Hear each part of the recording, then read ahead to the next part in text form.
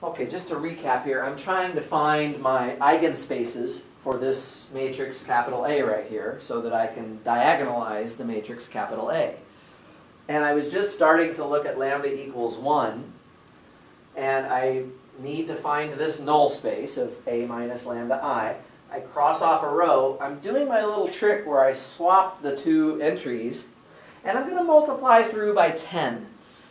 You know, if you have an eigenvector, remember it forms a whole eigenspace. Any multiple of an eigenvector is another eigenvector because it's closed under scalar multiplication. Right? Eigenspaces, they are subspaces. They are closed under addition and scalar multiplication. So if I have the vector 0.1 and 0.2, I can multiply that by 10 and I'll get another eigenvector. So just to get rid of the decimals, I'm just going to multiply by 10 and write down the vector 1, 2. All right? We have another eigenvalue, which was 0.7. For that one, I have to take the null space of the matrix I get by subtracting 0.7 from the main diagonal of the matrix. This is what I'll get. I need to cross off any row I want. I'll cross off the second row. And I'm going to do the same thing. I'm going to do the trick where I swap the entries and I'm going to multiply through by 10. And I have to put a minus sign on one of them, and I'll just put the minus sign on the first entry. Okay? So there you go. So what I can do now with this information is I can build my matrix S and my matrix D. Okay, so remember how that works. We just put the eigenvectors into the columns. I'm going to, just to be consistent with my notes, I'm going to put them in this order. These two eigenvectors into these two columns, and then my diagonal entries have to be corresponding to those two eigenvectors. So it would look just like that. So the point now would be that A, remember the formula, A is equal to S D S inverse. Which means that if I want to take a large power of A, it's the same thing as putting a large power of D in the middle, right? So that's kind of the idea I showed you earlier. So you're going to get S right here. A large power of D is going to be this matrix, right? 0.7, when you raise it to a huge power, becomes 0. 1 to any power is still 1.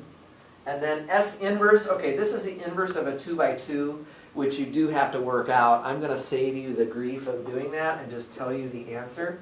Negative 2/3 and 1/3, and then 1/3 and 1/3. Okay?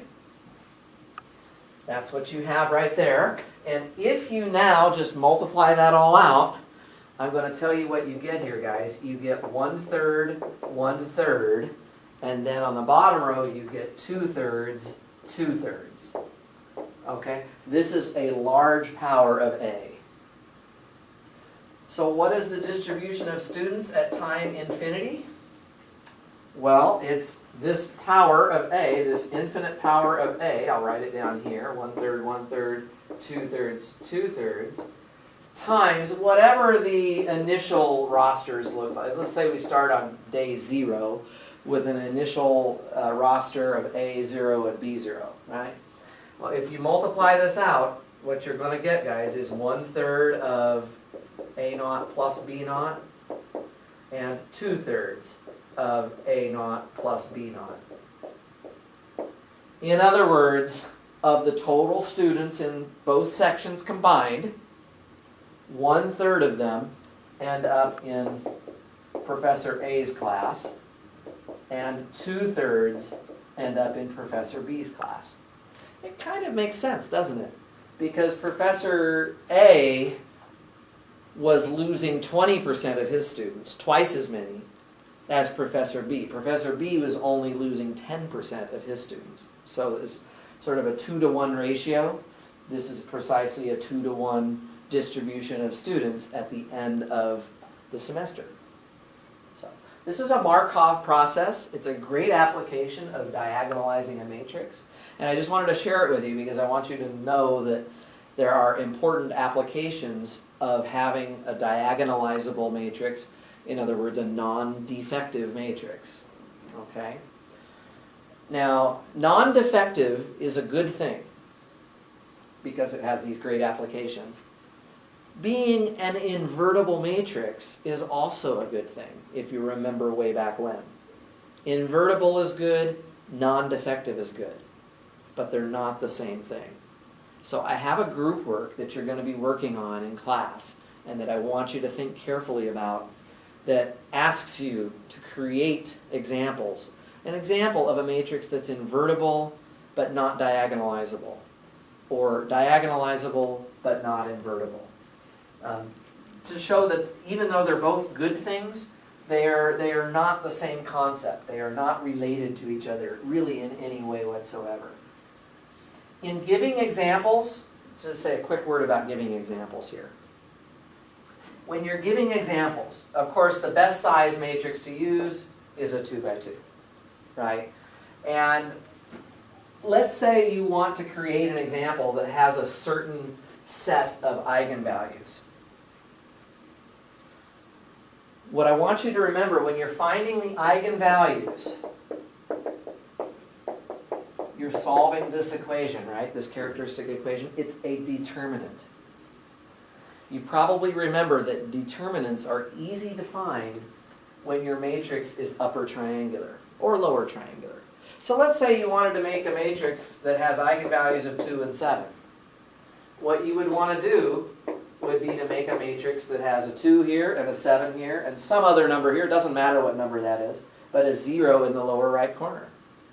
Because as soon as you subtract lambda from that, right, the determinant of A, if this is A, the determinant of A minus lambda I now is going to be, well, it's going to be 2 minus lambda times 7 minus lambda and then minus 0.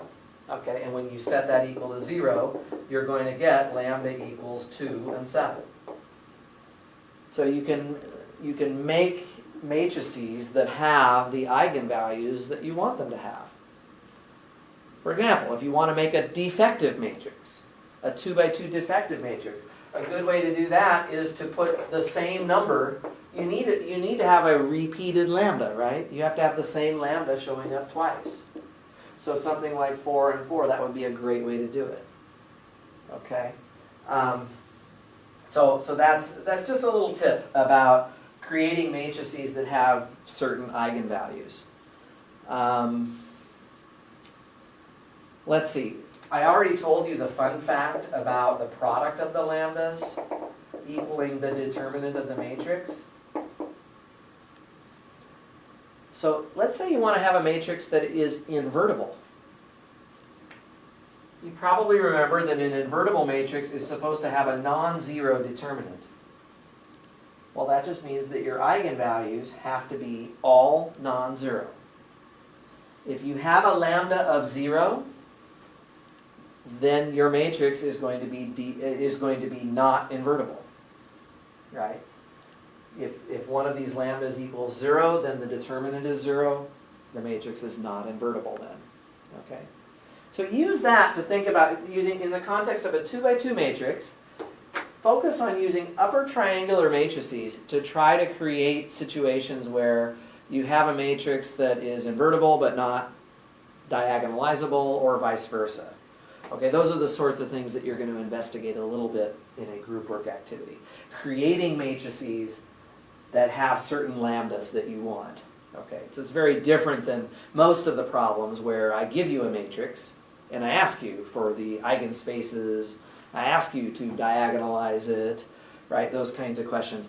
This is a very different kind of more creative problem where I'm saying, I want you to make a matrix that has certain properties with respect to diagonalization. So, hope that this has been helpful. Again, you can certainly contact me and ask questions. As always, I love talking about this stuff, and I'll be glad to do what I can to clear things up. Hope that you've enjoyed it. Take care.